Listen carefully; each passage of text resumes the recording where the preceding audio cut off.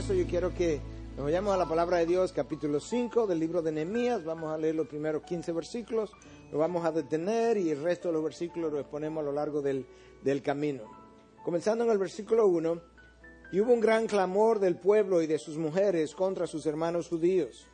Había quienes decían: nosotros, nuestros hijos y nuestras hijas somos muchos, por tanto que se nos dé trigo para que comamos y vivamos.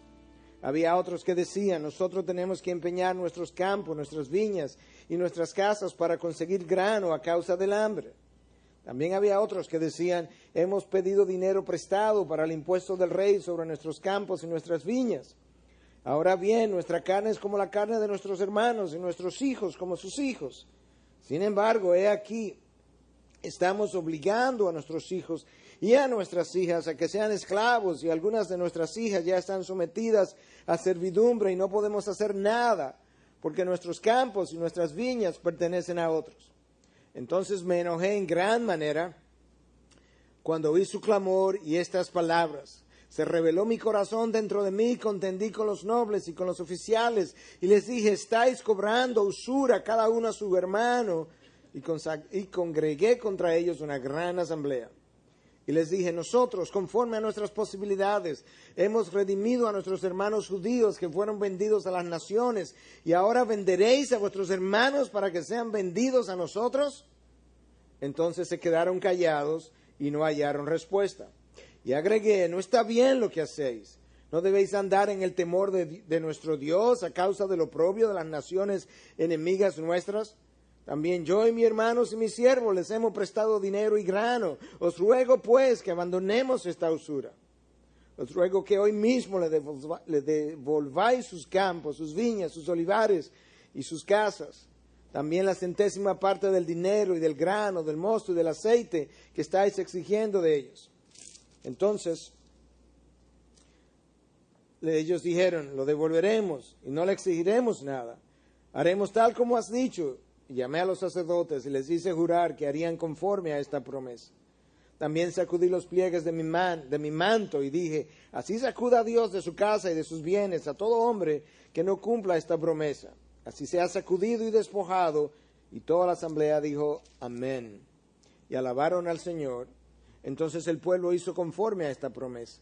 Además, desde el día en que el rey me mandó que fuera gobernador en la tierra de Judá, desde el año 20 hasta el año 32 del rey Artajerjes, 12 años, ni yo ni mis hermanos hemos comido del pan del gobernador. Pero los gobernadores anteriores que precedieron gravaban al pueblo y tomaban de ellos 40 siclos de plata, además del pan y del vino. También sus sirvientes oprimían al pueblo. Pero yo no hice así, a causa del temor de Dios. Padre, gracias te damos por tu palabra, la convicción que ella produce, los cambios que causa en nosotros. Permite que tu palabra en el día de hoy no regrese vacía. Que tú puedas hurgar los corazones, penetrar las mentes, circuncidar los oídos, quebrar las voluntades y ayudarnos a entender nuestra responsabilidad de justicia social ante los demás. Te lo pedimos en tu nombre. Amén. Bueno, este capítulo de Nehemías es interesante porque trata de un tema que raramente es discutido, expuesto dentro de lo que es el pueblo de Dios. Es algo que olvidamos. Y eso que olvidamos es nuestra responsabilidad ante el mundo que nos rodea, donde nosotros debemos contribuir a que haya justicia social. La reacción de Nehemías nos permite ver cómo Dios siente con relación a las injusticias sociales y cómo debiéramos nosotros sentir.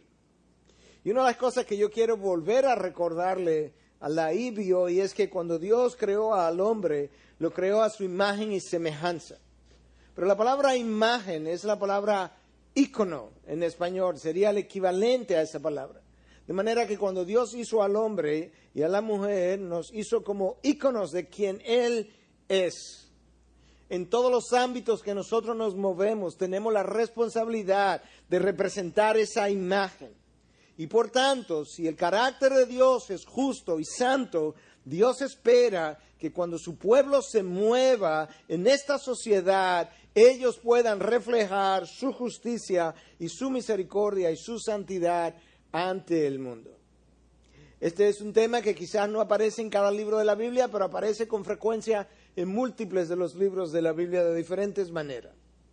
La ley de Moisés, el Pentateuco, tiene múltiples referencias a estas cosas, a esta justicia social que Dios espera que nosotros tengamos ante los demás.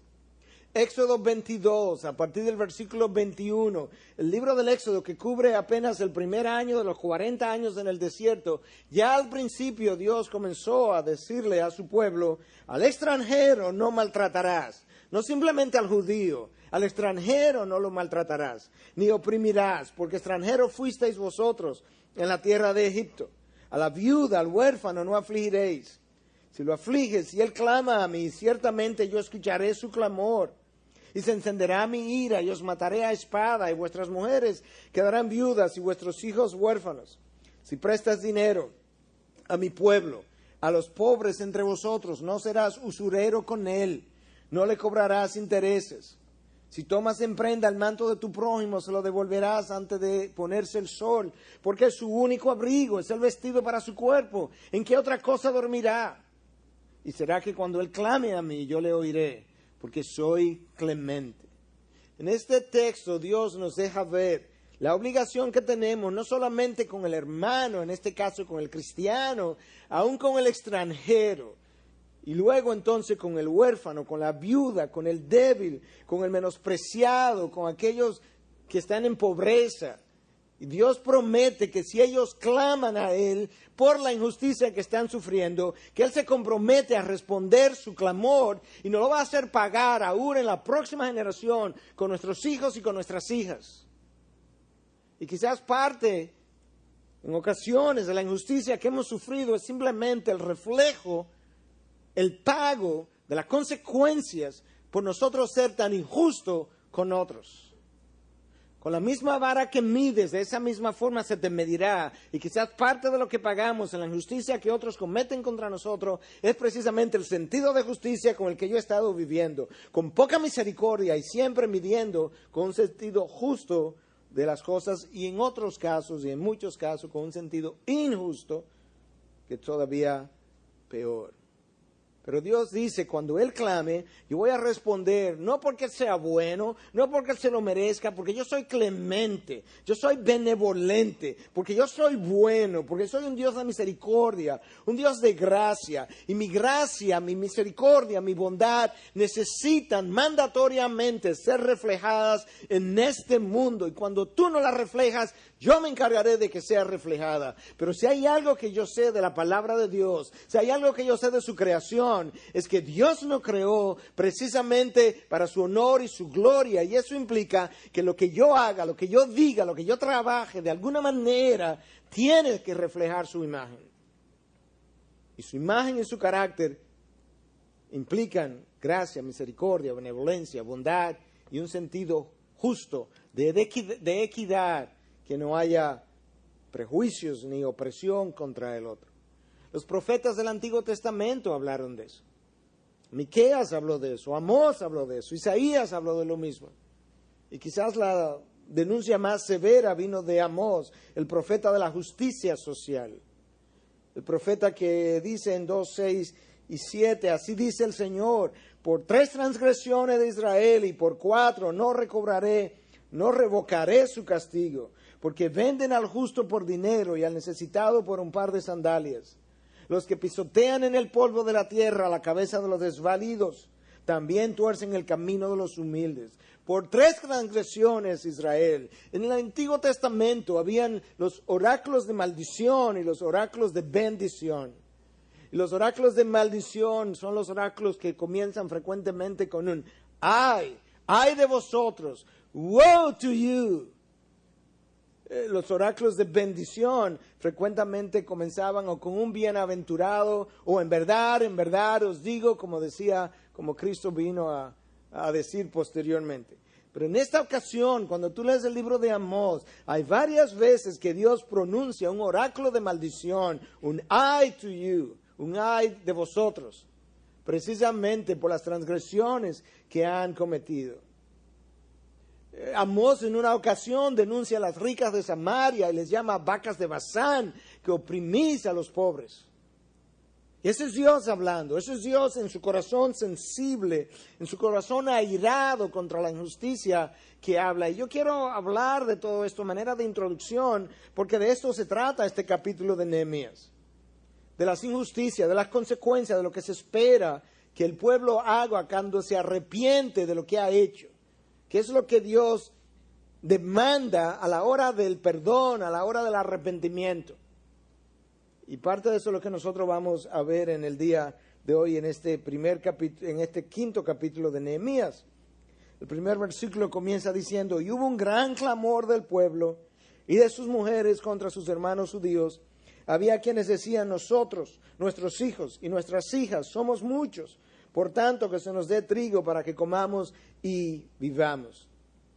La palabra traducida ahí al español como clamor es la misma palabra que aparece en el capítulo 2 del libro del Éxodo, cuando habla de que el Señor oyó el clamor del pueblo precisamente por la opresión de la esclavitud en la nación de Egipto, de tal manera que parece ser que la opresión, el caos, la dificultad en estos momentos quizás era comparable a lo que había pasado a la nación de Egipto cuando los egipcios esclavizaron a los judíos, excepto que en esta ocasión es judíos oprimiendo a judíos.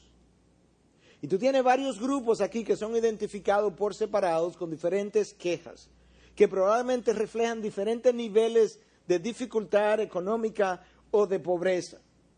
El primer grupo está hablando de que no tiene comida, no tiene trigo, que se nos dé trigo suficiente para comer. Este grupo no tiene posesiones, no tiene nada, no tiene dinero, de hecho no tiene ni siquiera comida. Ese es el primer grupo que mencionamos, versículo 1 y 2.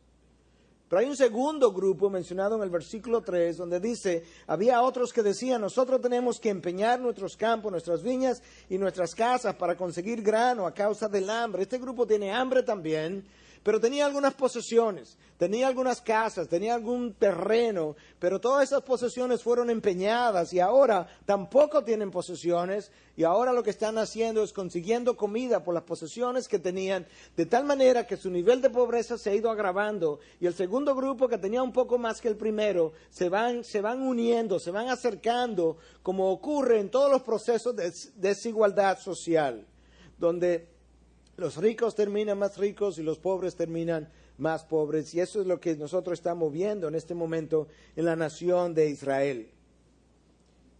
Y había todavía un tercer grupo que todavía le quedaban sus propiedades, todavía no la habían cedido, no la habían empeñado. Pero ese grupo ya había tenido que tomar préstamos para pagar los impuestos sobre la propiedad. El impuesto que usted paga sobre su casa, su apartamento, si lo paga sobre una oficina, por ser una propiedad suya, no es una idea nueva. El emperador Artajerjes había gravado todas las propiedades, de tal manera que si tú tenías un campo, una finquita, un viñedo, una casa, tú tenías que pagar impuesto por eso. Y este grupo todavía no ha perdido su casa, pero ha tenido que coger dinero prestado para poder pagar los impuestos. Y eso aparece en el versículo 4, donde dice: también había otros que decían: hemos pedido dinero prestado para el impuesto del rey sobre nuestros campos y nuestras viñas. Lo que empeoraba la situación era el hecho de que en la antigüedad la tasa de interés por esos préstamos usualmente oscilaba entre un 50 y un 75%. Algo enorme, una usura monumental, pero peor aún cuando es el pueblo judío que está cobrando esta usura al pueblo judío. Y de eso es lo que este texto nos está hablando. Ahora tú tienes los tres grupos identificados. A uno le falta comida, el otro acaba de empeñar pero no tiene propiedades ni tiene nada. El otro acaba de empeñar sus propiedades para conseguir comida, y el tercer grupo le quedan sus propiedades, pero ahora han incurrido en préstamos gravosos que quizás no podían pagar. De hecho, no sin el quizás, no podían pagar el préstamo, porque esa es la próxima queja, la próxima explicación es lo que estaba ocurriendo precisamente porque ellos no podían pagar estos préstamos a estas tasas de interés. Versículo 5. Ahora bien, esta es la explicación, ¿qué es lo que está pasando? Nuestra carne es como la carne de nuestros hermanos y nuestros hijos, como sus hijos. Sin embargo, He aquí, estamos obligando a nuestros hijos y a nuestras hijas a que sean esclavos. Y algunas de nuestras hijas ya están sometidas a servidumbre. Y no podemos hacer nada porque nuestros campos y nuestras viñas pertenecen a otros.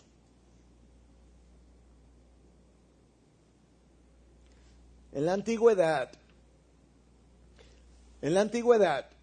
lo que ocurría era lo siguiente. Si yo incurría en un préstamo y no lo podía pagar, la manera de pagarlo era entonces tomando a mis hijos y a mis hijas y esclavizándolas, dándosela a otro como esclavo para que ellos trabajaran hasta que el préstamo fuera pagado, a veces por meses, a veces por años. Y aún en algunos casos, yo mismo, el padre, la madre, teníamos que pasar a ser esclavo para poder pagar esos préstamos. Y eso es lo que está ocurriendo aquí. Y le están diciendo a Nehemías, Nehemías, tenemos una situación grave, porque algunas de nuestras hijas e hijos ya pasaron a la esclavitud. Pero ¿sabes qué, Nehemías? Los campos que teníamos lo arrendamos, lo empeñamos, lo vendimos. No tenemos con qué comprarlos de nuevo, de tal manera que ellos permanecerán como esclavos, sabrá Dios por cuánto tiempo. Y ese es el clamor que Nehemías está escuchando. Ese es el clamor que Dios está escuchando y que Dios va a responder. Tenemos que recordar que a pesar de que Esdras fue enviado por Dios a restaurar la vida espiritual del pueblo y Nehemías fue enviado a restaurar la ciudad, las murallas, que no hay manera de que yo pueda restaurar la vida espiritual de mi persona, de mi familia, de mi nación en medio de injusticias sociales que Dios no pasa por alto, que Dios juzga, nos saca cuentas y nos hace pagar por ella. Yo creo que nosotros tenemos que recordar eso esta mañana. La palabra de Dios nos recuerda, el Espíritu Santo, hablando a través de Juan. Ahora no es el pastor Núñez quejándose, es el Espíritu Santo quejándose. Dice, tú no puedes decirme, lo dice a través de Juan en una de sus cartas, tú no puedes decirme que tú amas a Dios cuando no amas al prójimo.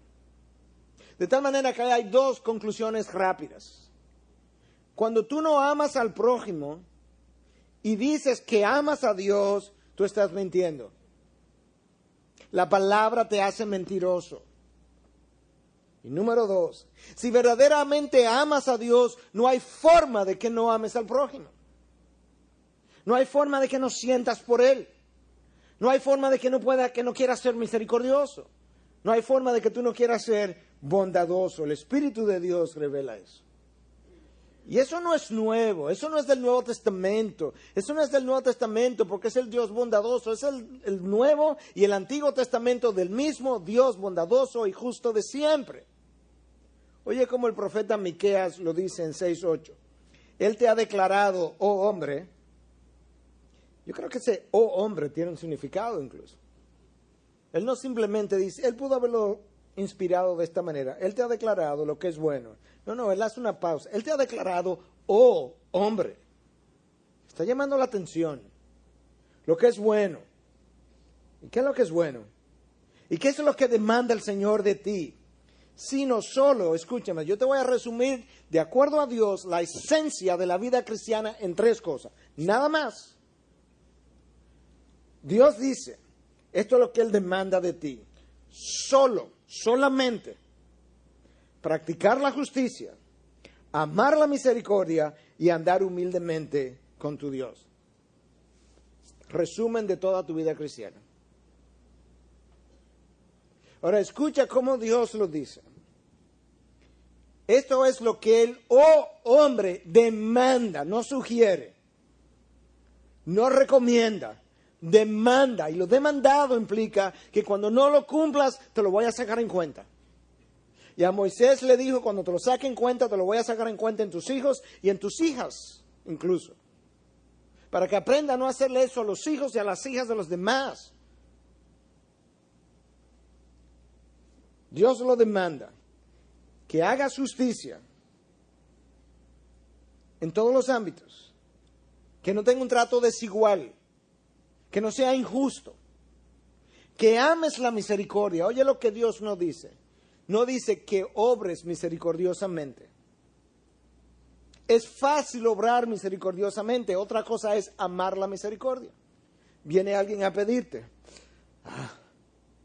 Está bien.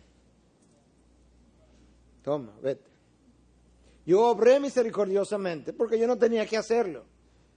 Pero mi actitud revela que yo no amo la misericordia en lo más mínimo. Y Dios dice, yo no te estoy demandando que actúes con misericordia. Yo te estoy demandando que ames la misericordia. Porque eso me representa a mí. Y tú eres mi ícono, tú eres mi imagen. Y cuando el otro te ve a ti en gran manera, me está viendo a mí que moro en ti. Y a manera de ilustración, aunque frecuentemente no me gusta hacer esto, pero para ilustrar lo que implica amar la misericordia, yo vi ese ejemplo en mi padre, cuando todos los días había que cocinar extra para alimentar personas que venían a comer al mediodía.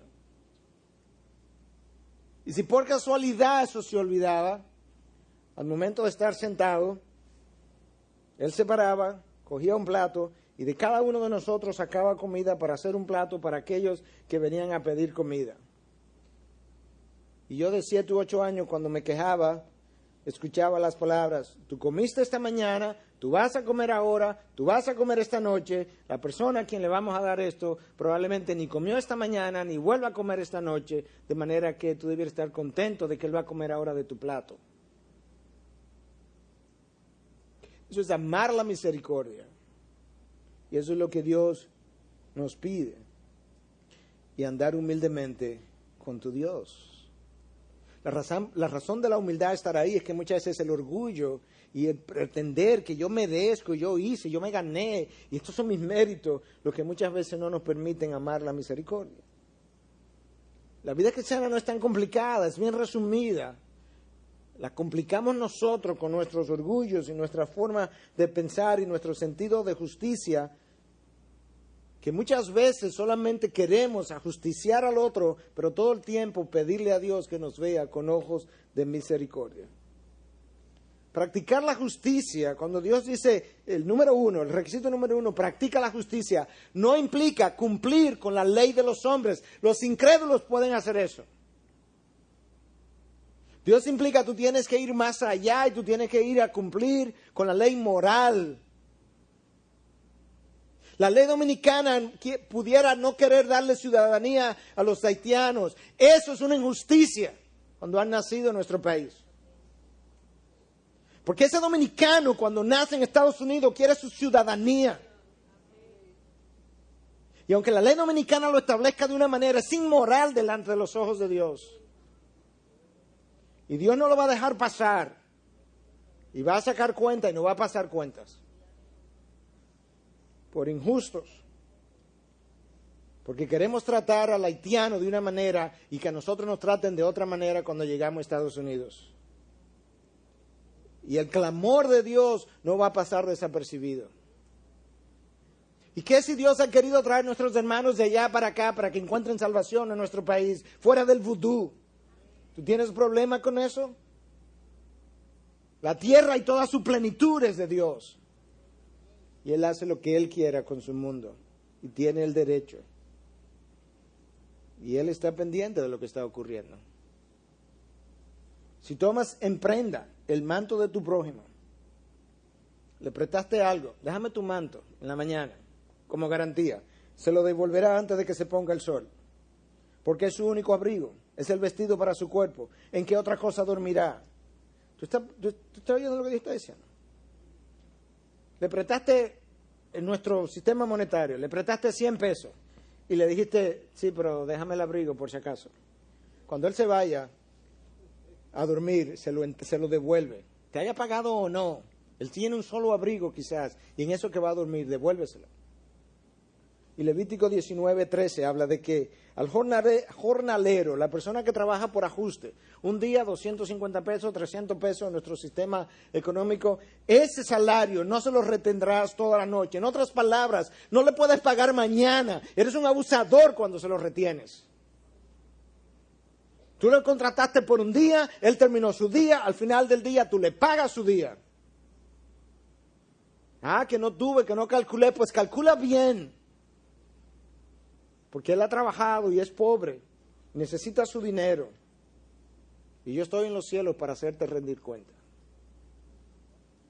Eso no es simplemente Antiguo Testamento. El Dios de la ley, el Dios de la severidad. No, el Nuevo Testamento es el mismo Dios. Mira lo que Dios le dice a los fariseos, a los escribas, que se conocían la ley, que la podían recitar, que ayunaban 2 veces por semana. Cuando ellos terminan de hacer todo esto, ¿sabes lo que Cristo? Yo te lo voy a resumir en el lenguaje migueleno, como castellano, más o menos. El resumen de lo que te voy a leer, ¿sabes cuál es? Y ese es el resumen. Ay de vosotros, escribas y fariseos, hipócritas, porque pagáis el diezmo de la menta, del eneldo, del comino, y habéis descuidado los preceptos de más peso de la ley. ¿Qué importa? Y si tú ayunas, tú oras, tú te sabes la ley, cuando tú violas los preceptos, escúchame, los preceptos de más peso de la ley. ¿Cuáles son los preceptos de más peso de la ley? Escucha, la justicia, la misericordia y la fidelidad. ¿Tú quieres saber cómo yo peso mi ley? Yo miro cómo tú haces justicia, yo miro cómo tú haces misericordia y amas la misericordia, y yo miro si eres fiel o no, y esas son las cosas de más peso en la ley. Y estas son las cosas que debíais haber hecho, sin descuidar aquellas. Aquellas están bien, pero estas no las puedes dejar de hacer.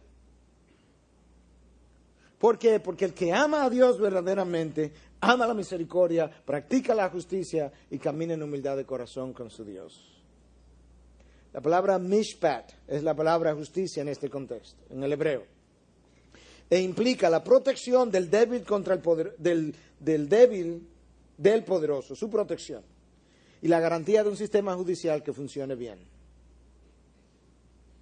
Tú te das cuenta cuánto mishpat falta en esta nación. Y que falte del incrédulo, lo entendemos. Lo que no podemos entender es cuando falta del creyente. Que incrédulos y creyentes, tratados injustamente por hijos de Dios, cuando elevan su clamor, aun cuando ellos no sean buenos en conducta, Dios va a oír el clamor porque Él es benevolente. Y a veces como que no entendemos cómo cometemos estos abusos, pero Dios se irrita, al igual que Nehemías se irritó. Cuando tú te paras en un semáforo y bajas tu vidrio y alguien te ofrece un aguacate por 10 pesos, un cojito con 2 muletas, yo no sé si cuesta 10 pesos, pero lo voy a ilustrar, y tú le pides que te lo rebaje a 8 pesos,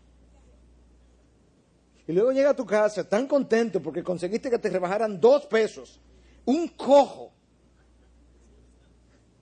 ese clamor llega a los cielos. Y Dios mira para abajo y dice, abusador. ¿No viste de quién te aprovechaste? ¿Qué tú vas a hacer con 2 pesos? ¿O con 10? ¿O con 20? Cuando tienes una trabajadora y la despides. La ley no me pide que yo le dé liquidación. ¿Desde cuándo tú trabajas para los hombres?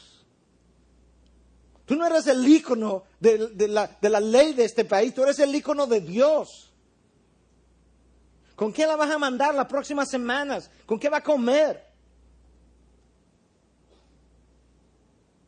Si la ley de este país no la protege, Dios la protege. Y Dios demanda que nosotros la protejamos también. Vergüenza debiera darnos cuando no representamos a Dios correctamente. Nehemías se irritó, se opuso, se enfrentó a los poderosos, a los fuertes.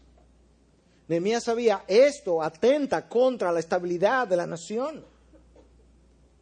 Esta desigualdad social que ha producido tantas convulsiones en Latinoamérica y revoluciones que han terminado en algunos casos en comunismo, no es más que producto de desigualdades sociales. Nehemías sabía, esto no se puede permitir. Esto atenta contra la estabilidad de la nación y atenta contra la vida espiritual de la nación. Entonces me enojé, dice el versículo 6, en gran manera cuando oí su clamor y estas palabras. Se rebeló mi corazón dentro de mí y contendí con los nobles y con los oficiales y le dije, estáis cobrando usura cada uno a su hermano. Y congregué contra ellos una gran asamblea. Este lenguaje es fuerte aquí. Me enojé en gran manera. Se rebeló mi corazón. Contendí con ellos. ¿Con quiénes? Con los nobles y los oficiales. No con los débiles, con los poderosos contendí. Y fui y le dije, estáis cobrando usura. Y oye lo que dice. Y congregué contra ellos una gran asamblea. Nehemías toma al pueblo, la asamblea del pueblo, lo pone en un lugar, pone a los nobles en este lugar, a los oficiales en este lugar, y los congregué a ellos contra ellos. Y delante de toda la asamblea los confronté y le dije, ustedes son unos usureros. Nehemías, otra vez, Nehemías se crece como líder. Confronta lo mal hecho, confronta la injusticia, confronta a los poderosos. Una vez más. Y los poderosos cedieron. Y Nehemías le dice, nosotros, conforme a nuestras posibilidades, hemos redimido a nuestros hermanos judíos que fueron vendidos a las naciones. Y ahora, ¿venderéis a vuestros hermanos para que sean vendidos a nosotros? Entonces se quedaron callados y no hallaron respuesta. Y agregué, no está bien lo que hacéis. ¿No debéis andar en el temor de nuestro Dios a causa del oprobio de las naciones enemigas nuestras? Nehemías toma a los poderosos, a los nobles, a los oficiales, no en privado, los toma públicamente. Todo el pueblo sabe lo que está ocurriendo. No podemos ir en privado a hablarle, tenemos que hablárselo delante del pueblo, de tal manera que el pueblo sepa que esto está siendo confrontado y corregido y que ellos son testigos de la corrección. Y Nehemías le dice, yo no entiendo. Porque cuando nosotros venimos de Persia, cuando llegamos aquí, habían hermanos judíos que estaban de esclavos de otras naciones. Nosotros hicimos un esfuerzo, conseguimos dinero, lo compramos. Y después que lo compramos, ahora lo sacamos de la esclavitud. Ahora nosotros hemos vuelto a hacerlos esclavos, pero de nosotros, los judíos. Así es la carne.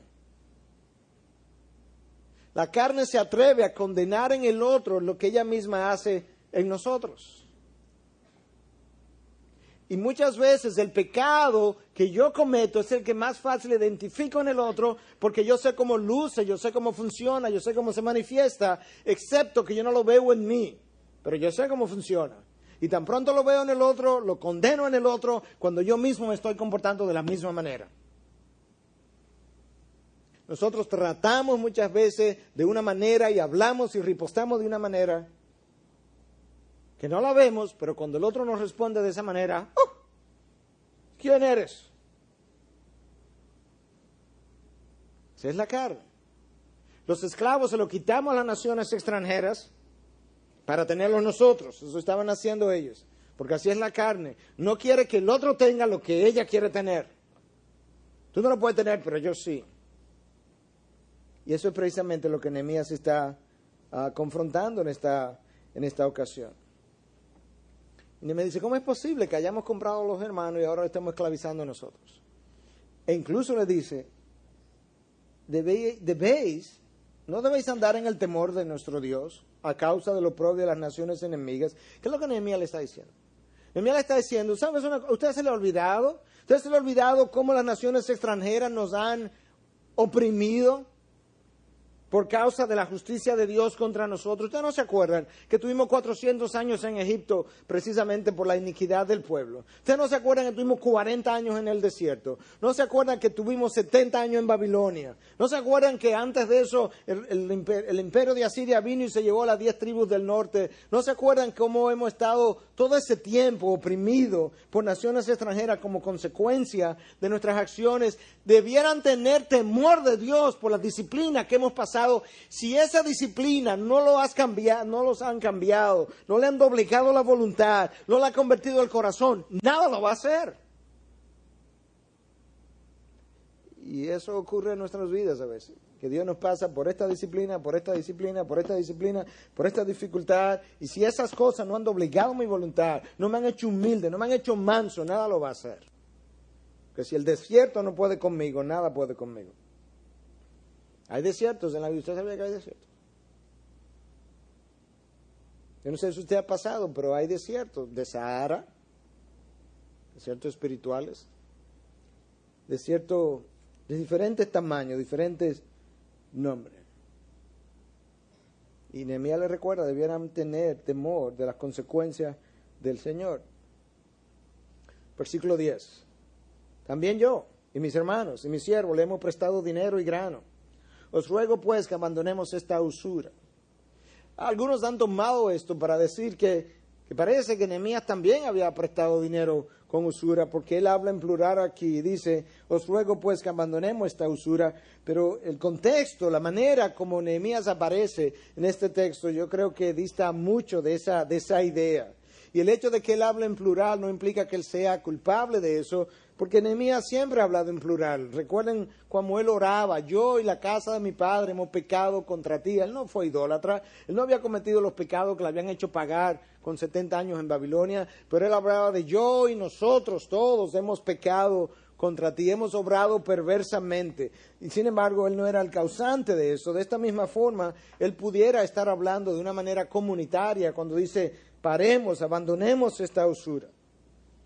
Yo creo que lo que Nehemías está diciendo es algo todo lo opuesto, es diciendo, yo sé lo que es prestar dinero, yo sé lo que es dar grano.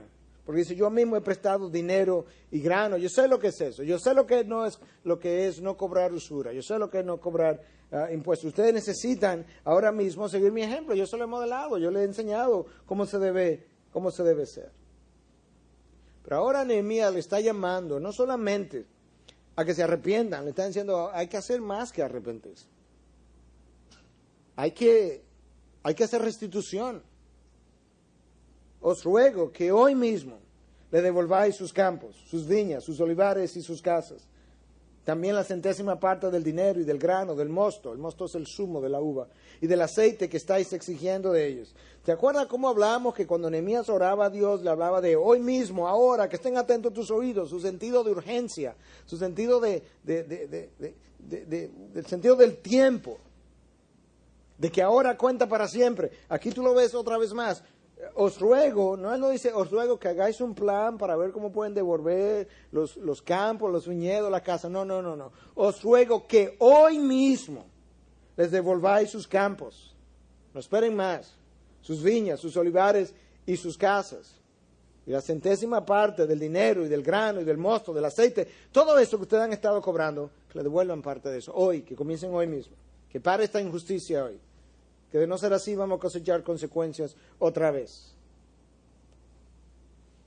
Nosotros no sabemos si parte de las consecuencias que hemos pasado económicas en nuestros trabajos, en nuestros despidos, en nuestras empresas, tienen que ver con lo que yo le he hecho a otros, a mi trabajadora, a la gente de la calle, o a lo que yo siento por el extranjero, el haitiano. Nosotros no sabemos porque Dios no está escribiendo la Biblia con nuestras vidas.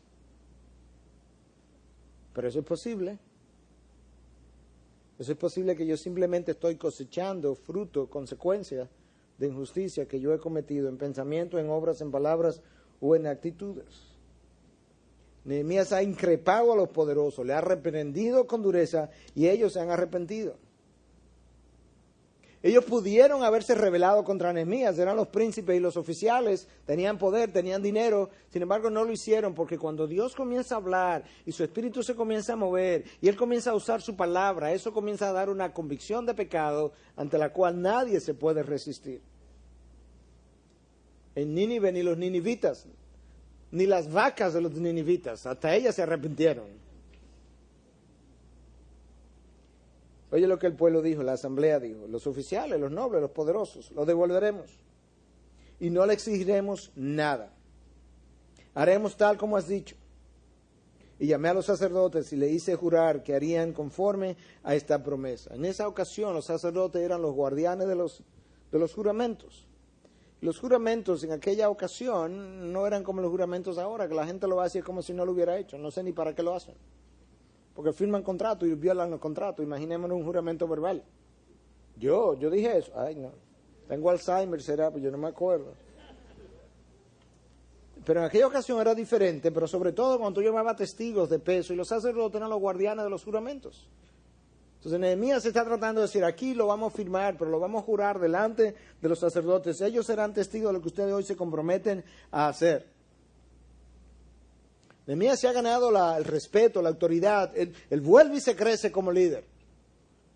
El pueblo vuelve y le reconoce en su autoridad. Y la gente estuvo dispuesta a devolver aquellas cosas que realmente había tomado y lo hizo jurar frente a los sacerdotes. También sacudí los pliegues de mi manto. Era una costumbre. Era una manera de convidar al otro, de reprender al otro y de hacerlo partícipe del juramento. Así sacuda a Dios de su casa y de sus bienes a todo hombre que no cumpla esta promesa. Así sea sacudido y despojado. Esto que yo estoy haciendo, esta acción simbólica muy típica del Antiguo Testamento, que de esa manera Dios sacuda tu casa, sacuda tu familia, si tú no cumples con lo que está diciendo hoy. En esa ocasión, esa acción tenía mucho peso. La gente entendía, esto es delante de Dios que se me está comprometiendo. Y toda la asamblea dijo, amén. Ahora están peor porque ellos dijeron que sí. Amén. Dice toda la asamblea. Y alabaron al Señor. Entonces el pueblo hizo conforme a esta promesa. No fue que lo prometieron nada más, lo hicieron. El pueblo hizo conforme a esta promesa. Cumplieron su voto. Y ellos recordaban las palabras de Moisés. Ellos recordaban la ley de Moisés, donde habla específicamente que cuando tú hagas un voto al Señor, cuídate de cumplirlo. Mira cómo lo dice Deuteronomio 23, del 21 al 23. Cuando hagas un voto al Señor tu Dios, no tardará en pagarlo, porque el Señor tu Dios ciertamente te lo reclamará y sería pecado en ti. Sin embargo, si te abstienes de hacer un voto, no sería pecado en ti. Lo que salga de tus labios, cuidarás de cumplirlo, tal como voluntariamente has hecho voto al Señor tu Dios, lo cual has prometido con tu boca. Cuando tú haces un voto, el día de tu boda, aquí delante, cuando haces un voto, aunque no sea de boda, pero hiciste un voto delante de Dios, lo que salió de tus labios, cuídate de que tú lo vas a cumplir. Tú has dado tu palabra y Dios te va a sacar cuenta por la palabra que tú has dado. ¿Por qué? Porque tú te identificas como su hijo y sus hijos tienen que representarlo a él y Dios nunca ha faltado a su promesa y a su palabra. Él espera que tú que le representas no falte a la tuya. Por eso. De tal manera que su imagen no quede manchada. Y Nehemías revela algo aquí que es extraordinario de su liderazgo, pero que al mismo tiempo nos ayuda a entender que realmente no pudo haber sido de aquellos que estaban cobrando usura. Porque Nehemías dice que por 12 años, desde el año 20 hasta el año 32 del rey Atarjerjes, que es increíble porque Nehemías como copero del rey le dice a Atarjerjes que él tiene que ir a Jerusalén resolver un problema de una muralla que el rey no conocía. Y se aparece 12 años después. Yo vengo ahora y viene 12 años después. Y Nehemías dice, durante esos 12 años yo no cobré mi salario. Mira cómo lo dice. Además, desde el día en que el rey me mandó que fuera gobernador de la tierra de Judá, desde el año 20 hasta el año 32 del rey Atarjerjes, 12 años, ni yo ni mis hermanos hemos comido del pan del gobernador, pero los gobernadores anteriores que me precedieron grababan al pueblo y tomaban de ellos 40 ciclos de plata, además del pan y del vino, también sus sirvientes que oprimían al pueblo, pero yo no hice así a causa del temor de Dios. La expresión el pan del gobernador era una expresión para hablar del salario del gobernador. Dice, por 12 años yo no tomé del pan, del salario del gobernador. La manera como se hacía era que ellos, los gobernadores, tenían la potestad, el derecho de que su salario saliera de un impuesto que ellos le imponían a la gente. Entonces ese impuesto, el que ellos determinaran, ellos tenían completa libertad de ese impuesto, ese era su salario. Y muchos gobernadores se hicieron millonarios precisamente a base de ese impuesto. Él dice, es más, no solamente yo, ni mis hombres tampoco han cobrado del dinero, del pan del gobernador. Pero el texto dice, ¿por qué? Dice esto, los gobernadores anteriores también grababan al pueblo, tomaban de ellos 40 ciclos de plata, además del pan y del vino. También sus sirvientes, no solamente el gobernador, hasta los sirvientes lo hacían, oprimían al pueblo. Dice, pero yo no hice así. ¿Pero a causa de qué? A causa del temor de Dios. Bingo, eso es. Eso es lo que hace falta en el pueblo de Dios, más temor de Dios. ¿Y qué es eso? Temor de Dios. Yo creo que es una combinación de cosas. Por un lado es esa reverencia a la santidad de Dios, implica eso. Por otro lado es el sentido de rendición a todo lo que Él es, yo creo que implica eso. Yo creo que implica el respeto a su ley santa, yo creo que abarca eso. Pero yo creo que abarca algo que nosotros no queremos hablar en la iglesia de hoy en día. Porque como el Señor es todo gracia, todo amor, toda misericordia, toda bondad, cuando hablamos de que hay un temor santo que hay que tenerle a la disciplina de Dios, ay, no, al Señor no se le teme. Bueno, pues témele a sus desiertos entonces. Témele a sus consecuencias, pero témele a algo. Porque cuando tú le pierdes el temor a Dios, le pierdes el temor al pecado. Y cuando tú le pierdes el temor al pecado, tú te desenfrenas. Entonces hay un temor sano que hay que tener a las consecuencias de Dios, que a veces son muy largas y desiertos muy secos, muy severos. Y la Biblia está ahí para explicarlo y dejarnos un legado acerca de eso. Y Nehemías fue más allá. Al igual que Pablo, que no cobró su salario, Nehemías dice en el versículo 17, y había a mi mesa 150 judíos y oficiales, sin contar los que vinieron a nosotros de las naciones que nos rodeaban. Hasta extranjeros venían a la mesa del gobernador a comer todos los días. Todos los días había que matar un buey, versículo 18, 6 ovejas y aves. El texto dice para mí, pero no era para la persona de Nehemías, sino para la mesa del gobernador, donde van a venir más de 150 personas a comer todos los días que están en necesidad. Y eso no son judíos solamente, sino personas que han venido de otras naciones y que hoy son extranjeros. Eso refleja el corazón de Dios, el carácter de Dios. Benevolente, proveedor. Y con todo esto no reclamé el pan del gobernador. En otras palabras, aunque me estaba gastando dinero, estaba diciendo Nehemías, en comida, aunque no estaba, a pesar de que estaba dando todo esto, aún así no cobré lo que me tocaba. Evidentemente él vino con dinero suficiente, de alguna manera riqueza suficiente de parte de Artajerjes. ¿Pero y por qué? Porque era pesada la servidumbre de este pueblo, y si yo puedo de alguna manera aliviar su carga, yo quiero contribuir no cobrando mi salario. Y de esa manera yo contribuyo a aligerar un poco la servidumbre. Y que se use mi salario en la comida de estos individuos que vienen a comer a mi mesa todos los días. Y él termina este texto diciendo, acuérdate de mí, Dios mío, para bien, conforme a todo lo que he hecho por este pueblo. Yo no creo que Nehemías está diciendo, acuérdate de mí que yo he hecho tanto bien, tantas obras buenas, acuérdate de mis méritos. Yo no creo que es eso. Yo creo que es más Nehemías conociendo que él ha actuado con buenas intenciones, con una intención de misericordia, de ayudar a su pueblo, que él está diciendo a Dios, ten misericordia de mí también. Acuérdate que he actuado hasta donde mi conciencia me permite bien, con una conciencia santa y una intención santa para favorecer a mi pueblo. Ten misericordia de mí, acuérdate de mí, oh Dios. Pero tú tienes que estar muy seguro de lo que has hecho, de las intenciones, para ir donde Dios y decirle, acuérdate de mí conforme a lo que yo he hecho. Porque si lo que yo he hecho no ha sido hecho tan bien, tú le estás pidiendo a Dios no gracia ni misericordia, sino justicia. Acuérdate de mí de acuerdo a lo malo que he hecho. Nehemías dice, no, acuérdate de mí de acuerdo al bien que he hecho. Él tiene que estar muy seguro de que él actuó con libertad de conciencia, con limpieza de conciencia, con una intención hasta donde él podía ver santa y pura delante de Dios.